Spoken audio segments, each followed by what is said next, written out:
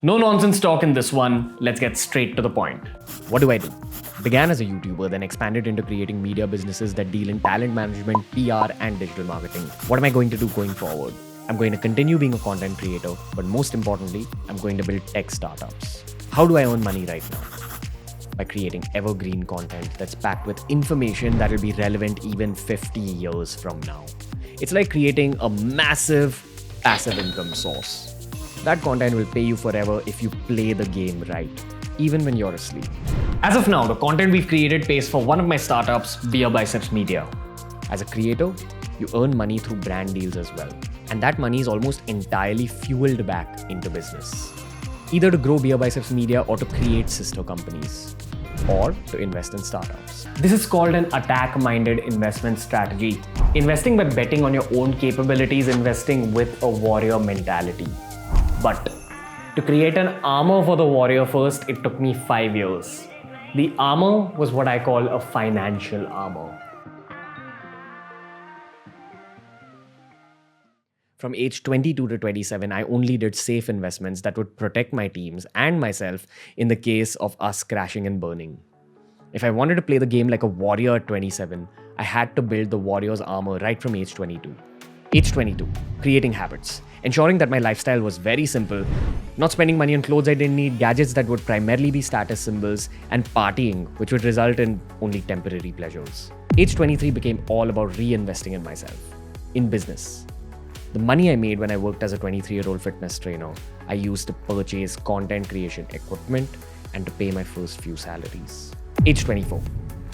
I feel like the following strategy was a little bit late in my life and I wish I'd begun earlier, but what can you do? So at age 24, I identified some investment options that were suited to my needs. I began identifying low-risk investment options and started investing my money at age 24. Set aside a small portion of my money, about 10 to 20%, and invested in low-risk financial options. Every month, irrespective of how much I made, 10 to 20% would always go into my savings. Not my savings account, but my active savings. This is the most important personal finance lesson you'll ever have. These low-risk investments are different for everyone, depending on their goals from life.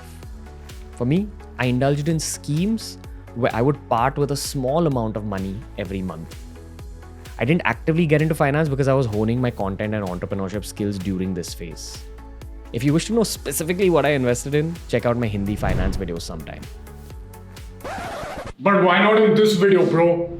Because this one is about financial strategy, not financial recommendations. If I had to recommend something to you, I'd recommend that you don't make the mistakes that I made. Even from this phase, I do have a few regrets. Not investing in two very safe places that I should have invested my money in. Firstly, not beginning my real estate investments earlier. By real estate, I don't mean buying a house for myself. I strongly believe that you should rent a house until you have enough money to buy that dream house for yourself. But when it comes to real estate investments, you should focus on commercial real estate, owning places that could be used as warehouses or offices. This is a short way to earn guaranteed income later in life.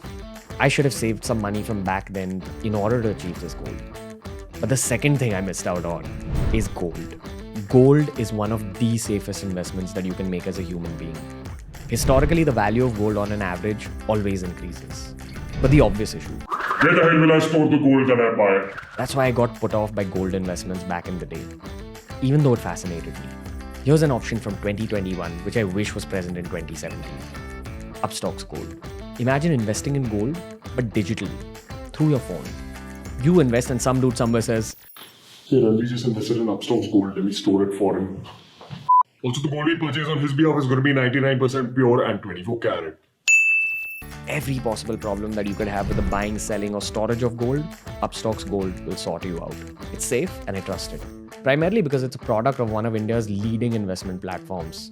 Got an active 3 million customer user base and it's 100% secure. Your gold will be stored in completely secured vaults and it will be yours to keep or sell whenever you wish. That's the power of fintech, controlling your finances and investments entirely through your mobile phone and an app.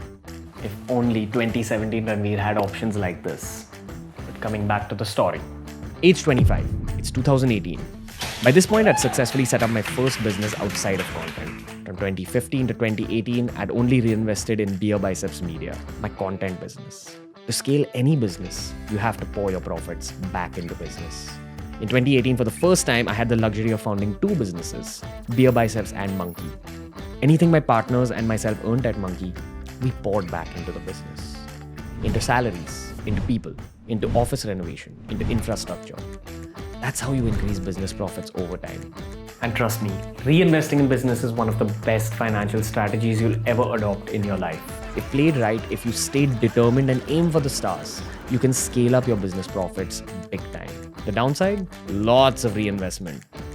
The upside, there will come a day where you'll make more money from business than you could have ever imagined. All you've got to do is keep learning. Coming back to the BeerBiceps Media business, the first one.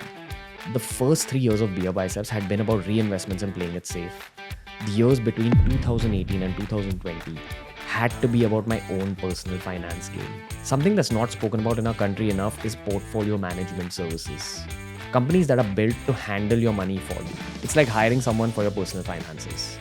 Two huge downsides to this though. The first is that you need to know who to trust. There's many of them out there and you should only select one with a good track record. Or one that a relative or trusted financial advisor recommends to you. The second downside. It's really expensive even to begin with. PMS firms in India are built to service different kinds of customers. So they range between a minimum investment of 10 lakh rupees to multiple crore rupees just to begin with. The upsides. You won't have to worry about money as long as you're working with a good PMS firm. This is a relatively safe investment that will compound for you. You will make money off of the money that the firm makes for you. Imagine you've invested 1 crore and the firm gives you a 20% profit in a year. They've gifted you 20 lakhs for allowing your money to sit in their hands. A perfect scenario for someone like me who wants to do the bare minimum in terms of money management.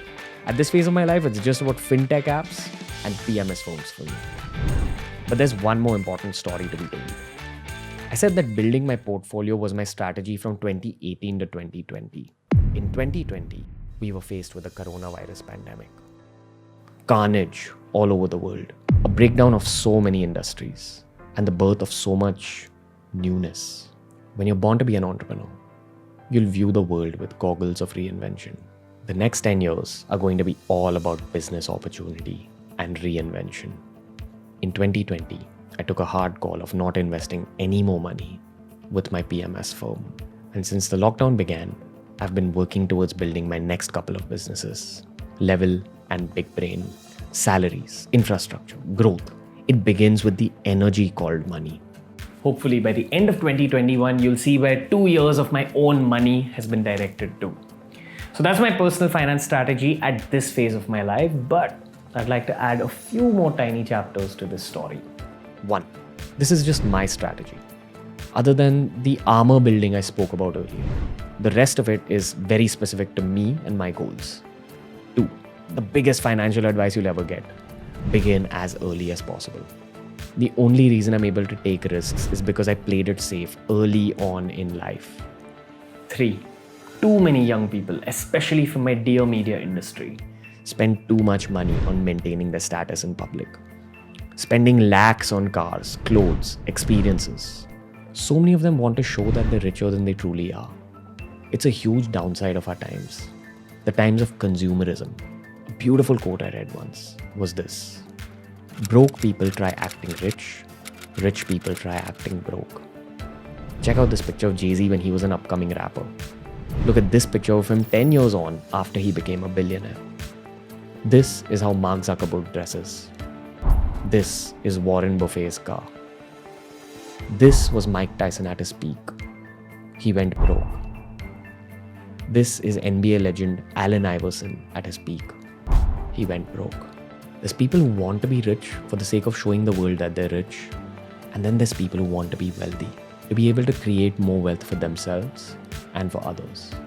Try being the second kind. Grow businesses. Create jobs. Invest intelligently. Get into a habit of saving and investing as much money as you can as early in life as is possible. Money will chase you when you chase wealth, and wealth will chase you when you chase learning. Keep learning, keep growing. Hope you all enjoyed this video. Really spoke from my heart. Remember, don't make the mistakes I made. I did not invest in gold back in the day.